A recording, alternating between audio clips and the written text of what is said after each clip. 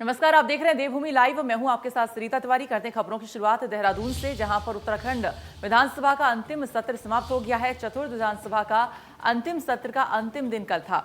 बंशीधर भगत ने विधानसभा अध्यक्ष का आभार व्यक्त किया। उत्तराखंड विधानसभा का कार्यकाल अविस्मरणीय रहा, उन्होंने कहा। विधानसभा अध्यक्ष ने कहा, मेरे जीवन का यादगार सफर रहा। विधानसभा अध्यक्ष ने अपने 5 साल के कार्य भी गिनाए। सभी सदस्यों के सहयोग से अलग विधानसभा बनाने में सफल रहे। विधानसभा अध्यक्ष ने अपने 5 साल के दौरान कार्य भी आखिरी जो है ये समाप्त हो चुका है। उत्तराखंड विधानसभा का अंतिम सत्र समाप्त हो चुका है कल ही, आपको बता दें। उसके बाद विधानसभा अध्यक्ष ने इसको लेकर अपना फीडबैक भी दिया, साथ ही बताया कि जो भी उन्होंने कार्य किए हैं पिछले 5 साल में उसको भी गिनाया। तो चतुर्थ विधानसभा का अंतिम दिन कल था, आपको बता दें। और विधानसभा अध्यक्ष ने इस दौरान कहा कि ये मेरे जीवन का यादगार सफर रहा है। अध्यक्ष ने ये भी कहा, अपने जो कार्य हैं उनके 5 साल के ये भी उन्होंने गिनाए और कहा कि ये मेरा अविस्मरणीय कार्यकाल रहा है। तो उत्तराखंड विधानसभा हो चुका है और इसको लेकर सभा अध्यक्ष ने भी यहाँ पर दिया कि किस तरह से उनका ये पूरा कार्यकाल बीता है, कितना अविस्मरणीय यहाँ पर विस्मरणीय उनका कार्यकाल यहाँ पर रहा है, क्या कुछ कार्य उन्होंने किए वो भी गिनाए। बंशीधर भगत ने विधानसभा अध्यक्ष का आभार व्यक्त किया। साथ ही विधानसभा अध्यक्ष ने 5 सालों के कार्य को गिनाते हुए बताया कि उनका जो कार्यकाल रहा है काफी अविस्मरणीय रहा है। उत्तराखंड विधानसभा का अंतिम सत्र इसी के साथ आपको बता दें कल समाप्त हो चुका है। चतुर्थ विधानसभा का यह अंतिम सत्र था, जिसका कल अंतिम दिन था। और इस बीच विधानसभा अध्यक्ष ने कहा कि ये मेरे जीवन का यादगार सफर रहा और पिछले 5 साल। वहीं बता दें कि बंशीधर ने विधानसभा अध्यक्ष का इस दौरान आभार भी व्यक्त किया।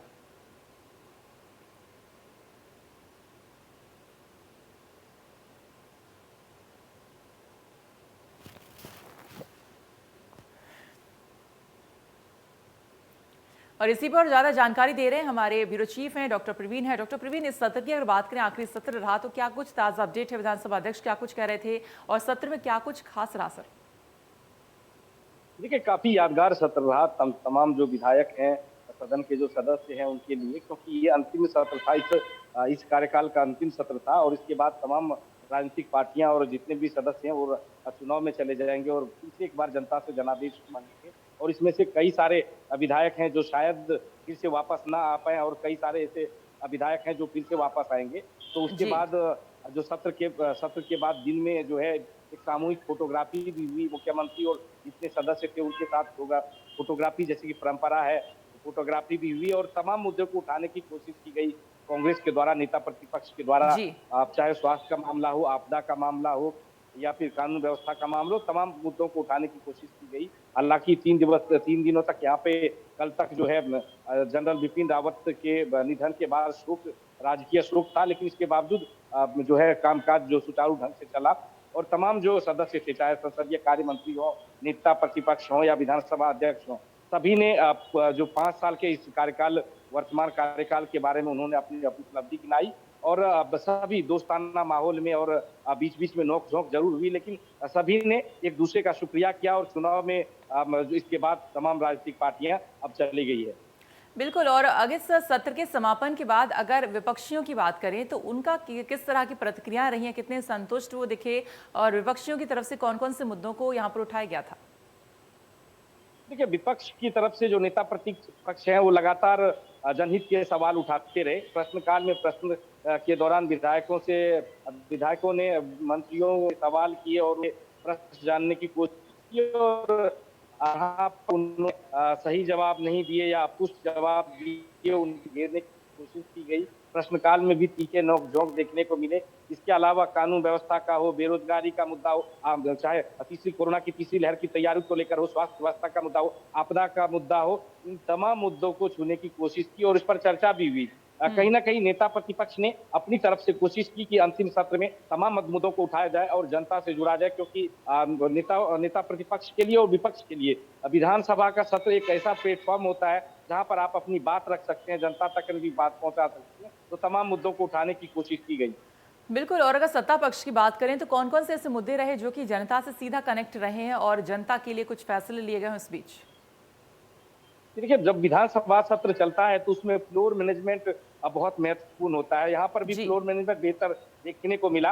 हालांकि राजकीय शोक की वजह से बहुत ज्यादा हंगामा नहीं हुआ, विपक्ष की कोशिश ये थी कि सदन के अंदर और सदन के बाहर दोनों जगह घेरा जाए सरकार को। लेकिन चूंकि देश के महान सपूत जो है बिपिन रावत, जनरल बिपिन रावत का देहांत हो गया, निधन हुआ, उसके बाद जिस तरह से 3 दिन का शोक था, उसके बाद सड़क पर जो कार्यक्रम था, जो घेराव का कार्यक्रम था, उन सभी कार्यक्रमों को रद्द कर दिया गया। लेकिन सदन के अंदर वो रणनीतिक तरीके से, कूटनीतिक तरीके से पार्टी ने घेरने की कोशिश की। रचनात्मक विपक्ष की भूमिका में विपक्ष के तमाम सदस्य दिखे और तमाम मुद्दों पर घेरने की कोशिश की। सत्ता पक्ष का ये कहना था कि हम फ्लोर मैनेजमेंट बेहतर हम कर पाए और प्रश्नकाल से लेकर पूरे 5 साल तक हमने कोशिश की कि सदन बेहतर तरीके से चले और पिछले जितने भी रिकॉर्ड है उससे ज्यादा ये सदन जो चलाने में नए विधानसभा अध्यक्ष जो है, इस कार्यकाल के विधानसभा अध्यक्ष, वो सफल रहे। बिल्कुल, सीएम पुष्कर सिंह धामी के लिए पहला सत्र, तो उनके अगर नज़रिए से देखा जाए तो उनके लिए किस तरह से रहा, क्योंकि जनता की चीज़ों पे खरा उतरना, जो तमाम समस्याएं उत्तराखंड की वो भी उठाना, तो ओवरऑल अगर सीएम के उससे देखें तो किस तरीके का रहा ये? ठीक है, दूसरा सत्र था पुष्कर सिंह धामी का और अंतिम सत्र भी था। इसके बाद पुष्कर सिंह धामी पर ये जिम्मेदारी है कि 57 सीट पिछली बार बीजेपी जीती थी और इस बार पुष्कर सिंह धामी के चेहरे को लेकर जनता के बीच बीजेपी जा रही है। तो उन्होंने भी अपनी तरफ से कोशिश की तमाम मुद्दों पर बात करने की, जिन मुद्दों को विपक्ष ने छूने की कोशिश की, उन तमाम मुद्दों।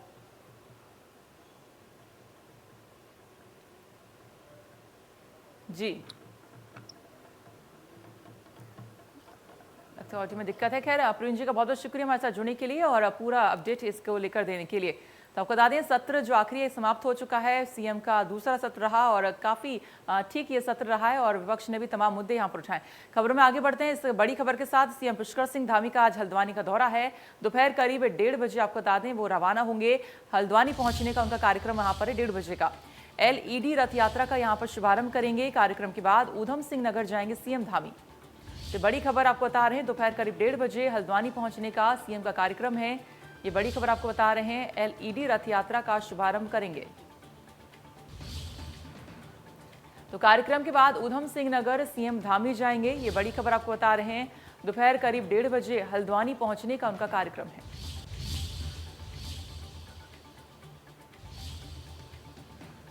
तो सीएम पुष्कर सिंह धामी का आज हल्द्वानी का दौरा है। ये बड़ी खबर आपको बता रहे हैं, दोपहर करीब 1:30 बजे हल्द्वानी पहुंचने का कार्यक्रम है। यहाँ पर उनका एक कार्यक्रम है जो LED रथ यात्रा का कार्यक्रम उनका है, उसका शुभारंभ करने वाले हैं।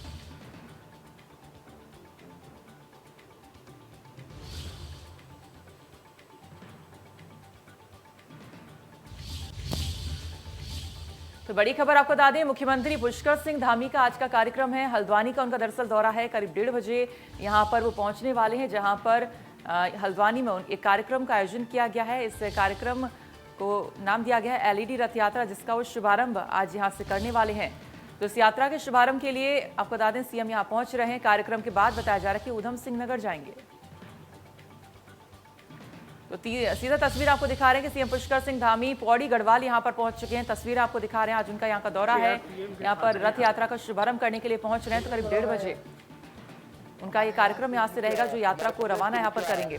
तो पौड़ी गढ़वाल की सीधा तस्वीरें आप तक पहुंचा रहे हैं, इस वक्त की लाइव तस्वीरें, और देख सकते हैं वहां पर तमाम जनता भी यहाँ पर आ चुकी है और पूरा मैदान यहाँ पर जनता से भरा हुआ आप देख सकते हैं। और यहाँ पर पौड़ी गढ़वाल में सीएम पुष्कर सिंह धामी पहुंच चुके हैं। आप सभी से मेरा अनुरोध है, कृपया, क्योंकि यहाँ पर काफी भीड़ उमड़ पड़ी है माननीय मुख्यमंत्री जी को देखने के लिए। पूरा जनसमूह उमड़ पड़ा है।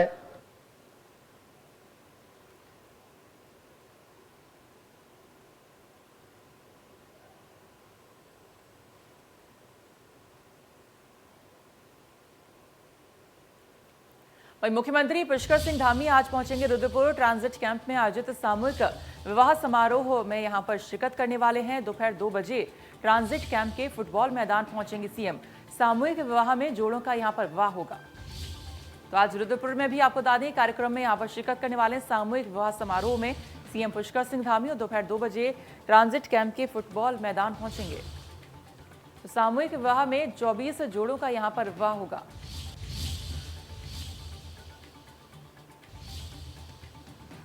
तो मुख्यमंत्री पुष्कर सिंह धामी आज रुद्रपुर यहां पर पहुंचेंगे। आज यहां पर सामूहिक विवाह समारोह का आयोजन किया गया है ट्रांजिट कैंप में, जहां पर वो शिरकत करने वाले हैं।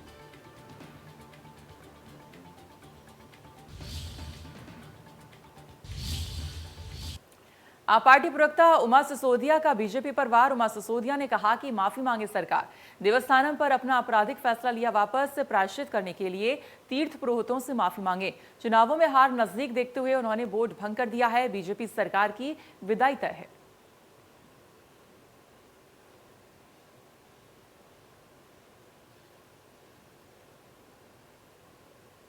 आखिरकार बीजेपी की उत्तराखंड सरकार देवस्थानम बोर्ड के रूप में जो उन्होंने आपराधिक एक फैसला किया था उसको बदलने पर मजबूर हुई है।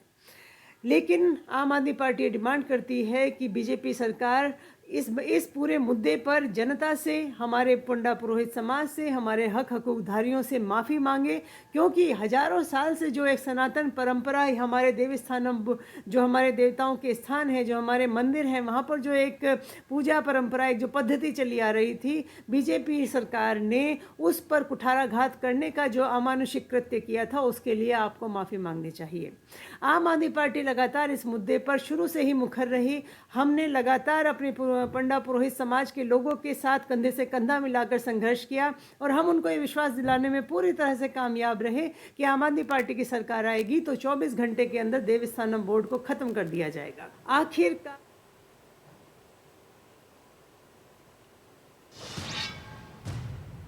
भू कानून को लेकर आप प्रवक्ता नवीन प्रशाली ने सरकार को घेरा। भू कानून को लेकर उत्तराखंड की जनता को उम्मीद थी। उन्होंने कहा सरकार अंतिम सत्र में एक सशक्त भू कानून लेकर आएगी। सरकार ने केवल कमेटी बनाकर जनता के साथ विश्वासघात किया है। सरकार के पास अपने आपराधिक पश्चाताप का एक मौका था।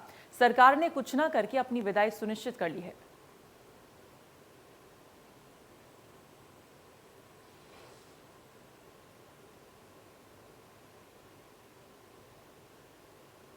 भू कानून को लेकर उत्तराखंड की जनता को उम्मीद थी कि सरकार अंतिम सत्र में एक सशक्त भू कानून लाने का प्रयास करेगी, लेकिन भारतीय जनता पार्टी की सरकार ने कमेटी बनाकर उत्तराखंड की जनता को गुमराह करने का काम किया है।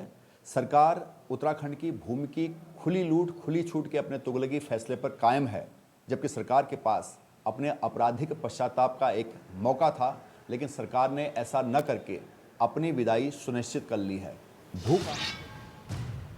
खबर उत्तरकाशी से। यहां 2 मंजिला मकान जलकर खाक हो चुका है। शॉर्ट सर्किट होने से बड़ा हादसा हो गया, लेकिन इस बीच किसी प्रकार का जान माल का कोई नुकसान नहीं हुआ, ये गनीमत रही। और घर में रखा सामान जलकर खाक हो चुका है।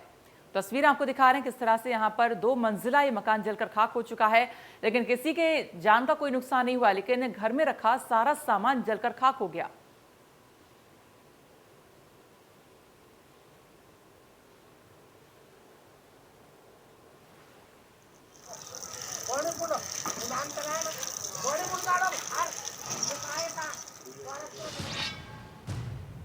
उत्तरकाशी जिला खाद्य संरक्षण अधिकारी के निर्देशों पर जनपद के विभिन्न क्षेत्रों में चलाए गए मिलावटी सामान के खिलाफ अभियान में विभाग को सफलता हासिल हुई है। जिला खाद्य संरक्षण अधिकारी अश्विनी कुमार ने बताया कि जनपद में 12 दुकानों का निरीक्षण किया गया है, जिसमें जोशियाड़ा, खड़सारी, मोरी, पुरोला में 6 सैंपल लिए गए हैं। सभी नमूने संदेह के आधार पर लेकर जांच के लिए भेज दिए गए हैं। जांच के आधार पर दोषियों के खिलाफ अग्रिम कार्रवाई की जाएगी।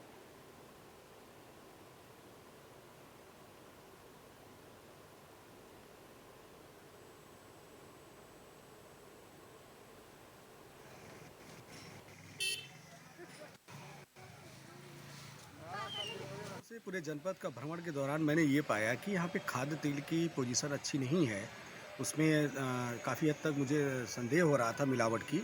इसी संदर्भ मैंने एक ड्राइव चला करके विगत 2-3 दिनों के अंतर्गत जोशियाड़ा, मोरी, खड़साड़ी, ब्रह्मखाल, पुरोला आदि विभिन्न स्थानों से कुल 6 नमूने सरसों के तेल के संग्रहित किए हैं और जो जाँच के लिए भेज दिए गए हैं।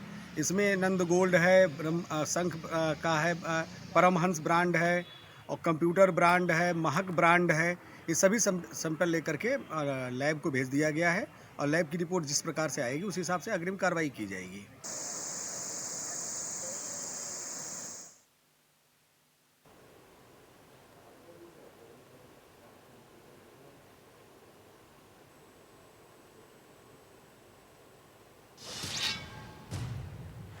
सरकार के द्वारा यातायात के नियमों का पालन कराने के लिए समय समय पर पुलिस अधीक्षकों को आदेश दिए जा रहे हैं। वहीं जनपद के यातायात निरीक्षक के चालान करना सरकार को नागवार गुजर गया।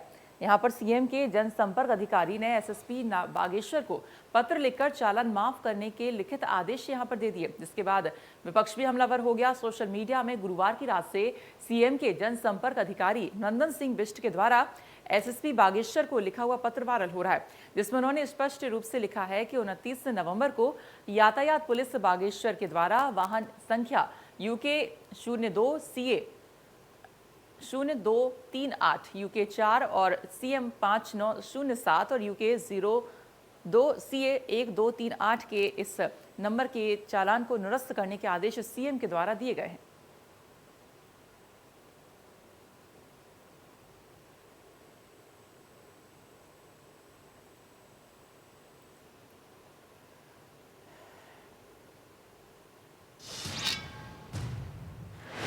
बाबा केदार की नगरी केदारनाथ में अब बिजली की समस्या हमेशा के लिए खत्म हो गई है। यूपीसीएल ने विपरीत परिस्थितियों के बावजूद केदारनाथ धाम में सुचारू ढंग से 24 घंटे बिजली मुहैया शुरू करा दी है। विभाग ने इसके लिए सोनप्रयाग में एक विद्युत सब स्टेशन भी स्थापित किए हैं। आपको बता दें कि केदारनाथ का पुनर्निर्माण प्रधानमंत्री का ड्रीम प्रोजेक्ट है। प्रधानमंत्री कई बार ड्रोन कैमरे से यहां के निर्माण कार्य की समीक्षा करते रहे और इसी के मद्देनजर पिछले दिनों मुख्यमंत्री पुष्कर सिंह धामी और ऊर्जा मंत्री हरक सिंह रावत ने ऊर्जा विभाग के साथ बैठक करके केदारनाथ में सुचारू विद्युत आपूर्ति के निर्देश दिए थे, जिसे यूपीसीएल ने 1 महीने में पूरा किया।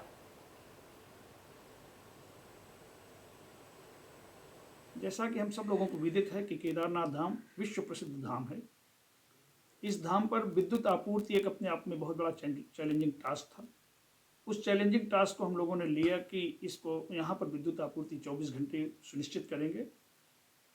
उस हेतु हम लोगों ने 2x3 MVA के बिजली घर बनाया और आज हम लोग आसानी से कह सकते हैं कि केदारनाथ धाम में 23 घंटे 55 मिनट से लेकर के 24 घंटे तक विद्युत आपूर्ति लगातार हम लोग दे रहे हैं, जबकि वहाँ की भौगोलिक परिस्थिति और जो बर्फीली कंडीशंस है उसके बावजूद भी हम विद्युत आपूर्ति सुनिश्चित।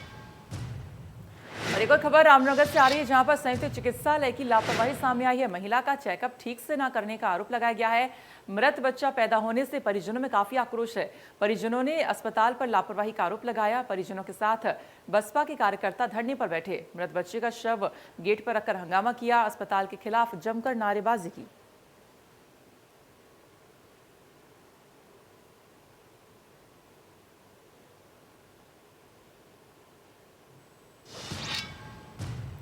और फिलहाल इसी के साथ देवभूमि लाइव में इतना ही, लेकिन आगे और भी खबरें जारी हैं। अब देखते रहिए इंडिया न्यूज। नमस्कार।